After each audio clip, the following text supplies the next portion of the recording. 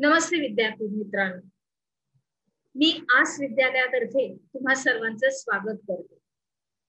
अतिशय सुंदर आणि चांगल्या रीतीने आस विद्यालयाने हा उपक्रम असा आयोजित केलेला आहे.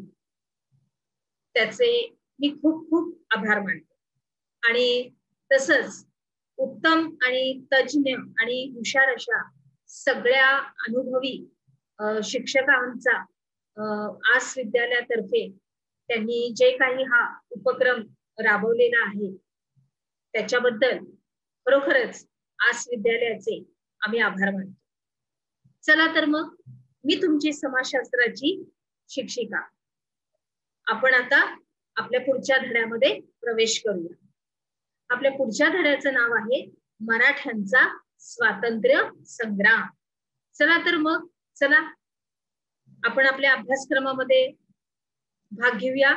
आता आपण बघणार आहोत की छत्रपती शिवाजी महाराजांच्या मृत्यूनंतर काय परिस्थिती होती हे आता आपण अभ्यासणार आहोत.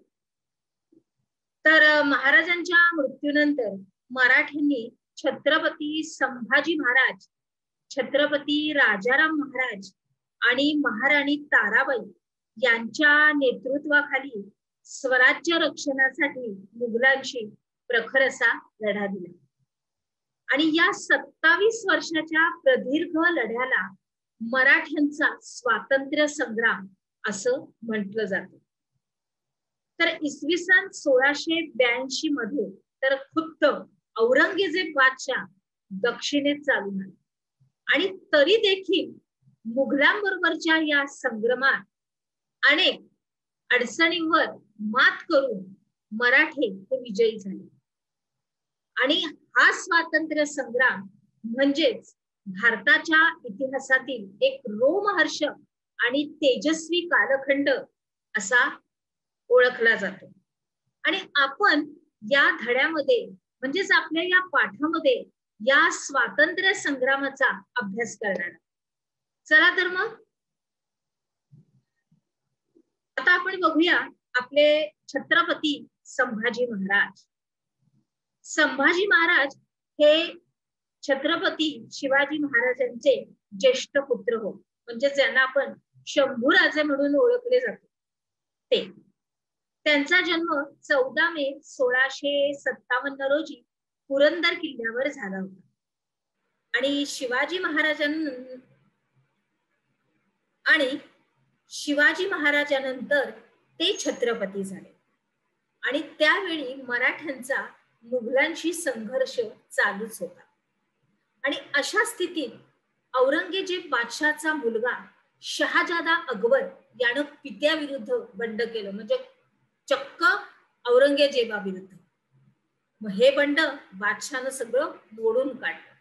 आणि मग अकबर दक्षिणेत संभाजी महाराजांच्या आश्रयाला. आता त्याचं पारिपत्य करण्यासाठी बादशाह स्वतः इसवी सन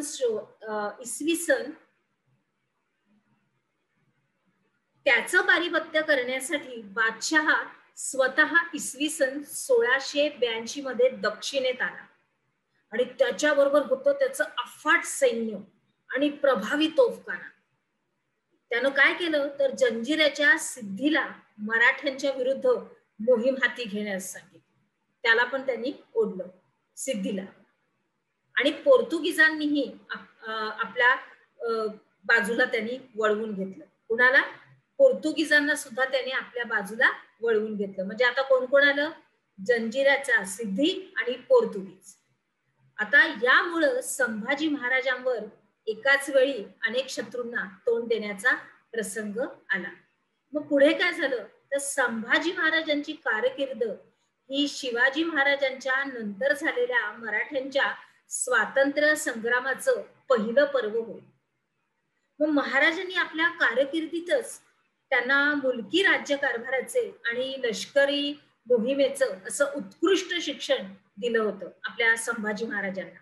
म्हणूनच वयाच्या 14व्या वर्षापासून 14व्या वर्षापासून ते राज्याचा कारभार व सैन्याचं अधिपत्य याच्यामध्ये लक्ष घालू लागले होते.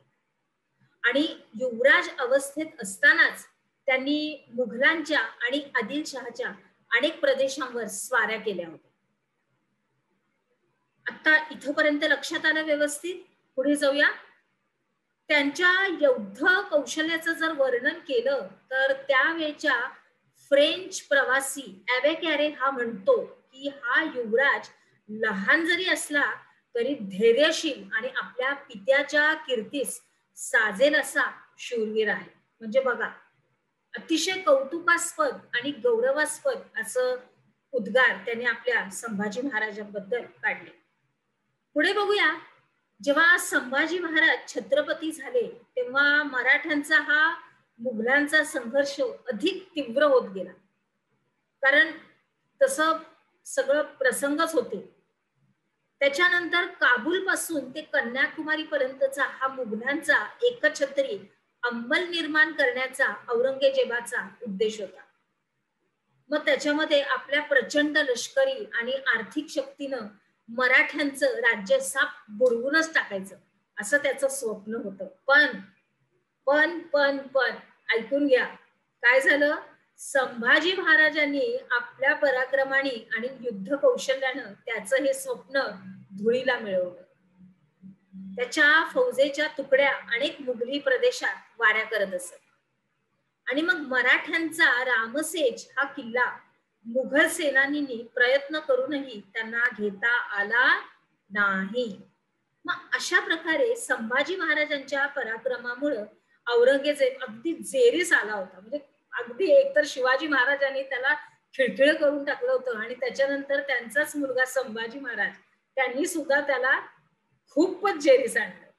आणि मग एका अत्यंत संतापानं त्यानं आपलं एकदा काय केलं तर स्वतःच्या डोक्यावरचं पागोट काढून असं जमिनीवरच फेकलं आणि त्याने प्रतिज्ञा केली की जोपर्यंत मी संभाजीचा पाडाव करणार नाही तोपर्यंत डोक्यावर पागोटच घालणार नाही. म्हणजे इतकं त्याला सतावून आणि सळो की पळो करून सोडलं होतं.